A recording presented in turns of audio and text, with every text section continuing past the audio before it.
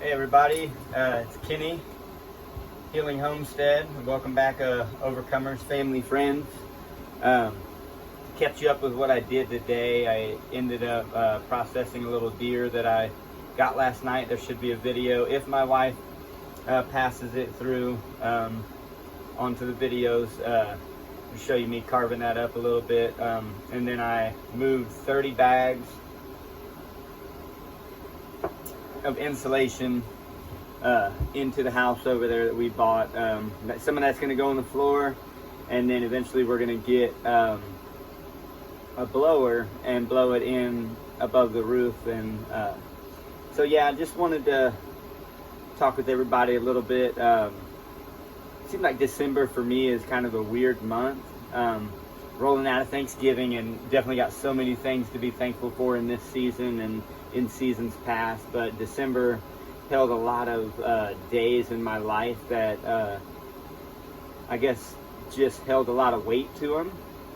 So yeah, December, we got the heater going, so if there's a lot of noise in the background, I apologize. I tried to shut it off now, but December was the day or the month that I got incarcerated when I was younger. And I don't think I ever explained what happened, and I'm not going to really go into a lot of detail, or go very deep. I don't want this to be too heavy. I want this to be uplifting and encouraging. But yeah, it was December of '99.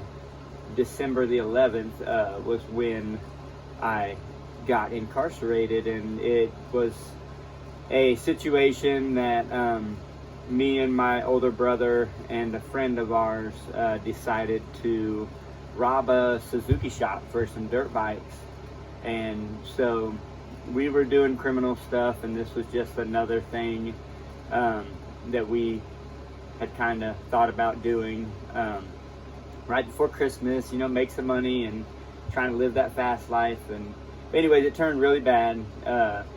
We ended up doing a smash and grab, as they say. We had a stolen vehicle, a box van, that we backed up to a window and broke the window, grabbed some dirt bikes, and left. And it just so happened that somebody went by and was window shopping, noticed that the window was broken, and then noticed the vehicle leaving. And that's how it all started. We got into a high-speed chase that lasted, I think, like 15 or 20 minutes. And then it ended in a car accident that killed 2 people. And it injured my brother.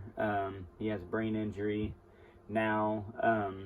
And then it landed me and my friend in prison for what looked like a 20-year sentence with a life tacked onto the back end of it. So that all happened in December the 11th of '99. And then like 4 or 5 days after that, I was locked up. One of my cousins that I was really, really close to.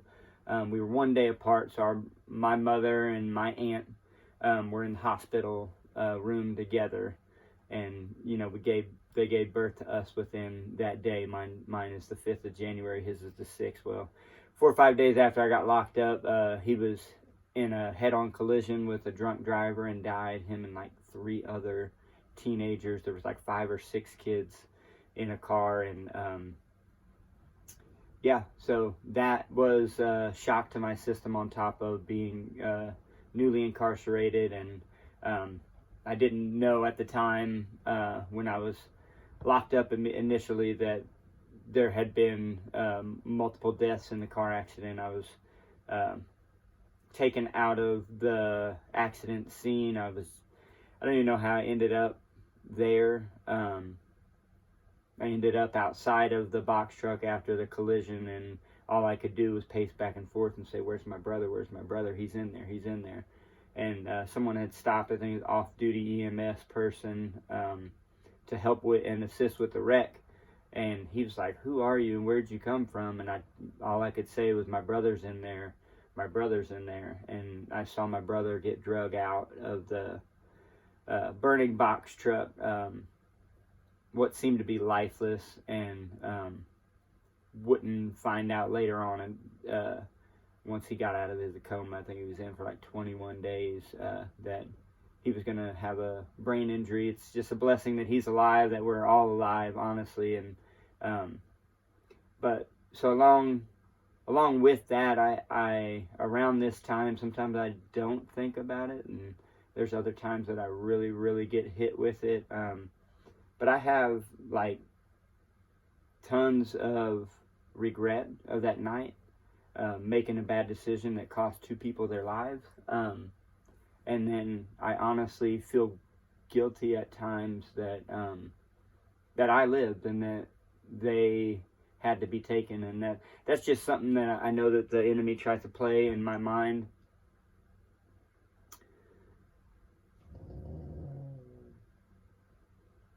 But I know that God has me here for a reason, and that all this stuff happened for a reason. But it still sucks knowing that the decisions you made hurt someone else in their family, and so I'm extremely regretful for that.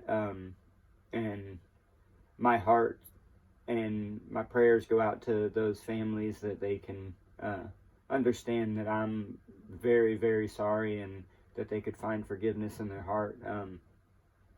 But yeah, so my cousin died 4 or 5 days after that, and so then this long incarceration went from me having a life sentence. I was 15 at the time, going to be 16. Ended up getting adjudicated or tried as an adult. And then from there I went to the adult detention center and was then sentenced to life in prison. So I was 16, getting ready to be 17 after all this stuff had happened, but I'm heading to prison for what looks like a life sentence with 20 years as the first eligibility date for parole. So my world was rocked. It really sucked to see my family have to walk this road with me, and to see them struggle with God, with society and justice, because they didn't feel like I deserved what I got. And I mean, honestly, I was committing a crime. I deserved to be punished for it, and it was just a bad deal. But so I ended up, after 4 years, getting it overturned in the Supreme Court. And then I had to go back to a retrial because it was a flawed jury instruction, something that they did wrong during the first trial, had to get fixed. And so they took me back for retrial, offered me a plea bargain of 10 years, which I quickly signed paperwork for, and was on my way to an out date, coming from having a life sentence. So that in itself was just, it was a God moment. I was just like, man, this doesn't happen for the charges that I had. It's very uncommon that a case gets overturned. And so then I walked that out, and I ended up doing 9 years of it, and I got out in December 5th of 2008. So from 99, 15, almost 16, till December, I think it was the 5th or the 3rd, maybe it was the 3rd, but either way, got out right before my 25th birthday, because I turned 25 in January. And so December's just kind of weird, man. I'm supposed to be excited for Christmas and all this stuff, and more now that I have kids. It's such a joy to see my kids and Christmas and the excitement, and I do, and I know that Christmas isn't about that. It's all about Jesus and his birth, and so I look forward to that too. But December's just kind of a funky month, so I overcome by just staying focused on that and the good things that I have to look forward to. And I just hope that during the season, I mean, I know some of you are struggling with illnesses, maybe family loss or family illness. And I mean, we all just went through COVID. I mean, come on, somebody had it affect them, or it's affecting them now. And so as this season approaches the end of the year, just get prepared for what God is getting ready to do in this new year. And I just encourage you guys to keep on keeping on. I heard that recently at my church. They just got to keep rowing the boat. And even though the storm's going on, I mean, I guess you can throw the oars in the water and just sit there and hope that things work out. But sometimes you got to just keep rowing the boat. You just got to keep going, even if you can't see the end in sight. Just keep doing it, and life will get better. You will get to that point to where you don't have to struggle anymore. And I think that's right where God wants us, is to the point where we need Him. And so as we approach this season together, just thank you guys for joining us, and we're hoping to get this house done and get moved in there and not live this camper life. But this isn't so bad either. I've lived in bunks a lot worse than this one. One more thing that I have to really be thankful for this year is my wife. She is so awesome. I mean, when we met, we've been married almost going on 10 years. It was 9 years in September. So almost a decade. I mean, that's a long time, and we've been through our ups and downs. But when she and I met, we didn't date at all.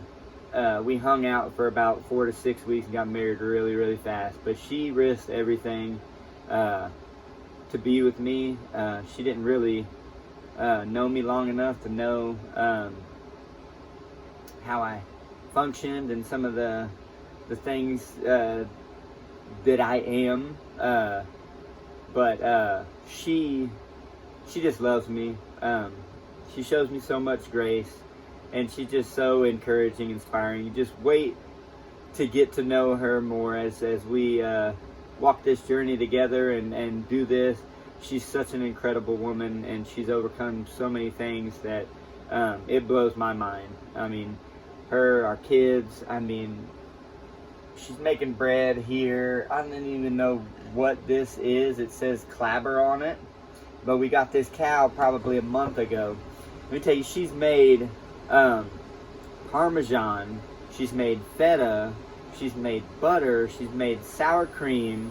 I don't know what she hasn't made yet, honestly. Cream cheese. It's just awesome. Being married to her is such a blessing to me, and that's something that I'm so thankful for.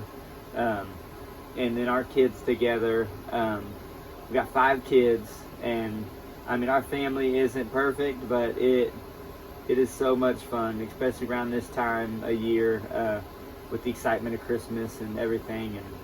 And just keep tuning in. She's going to introduce herself more and more as we go on this journey together. But man, so blessed, so awesome. So until next time, just keep your head up and tune back in next time. We'll talk to you guys then. Bye.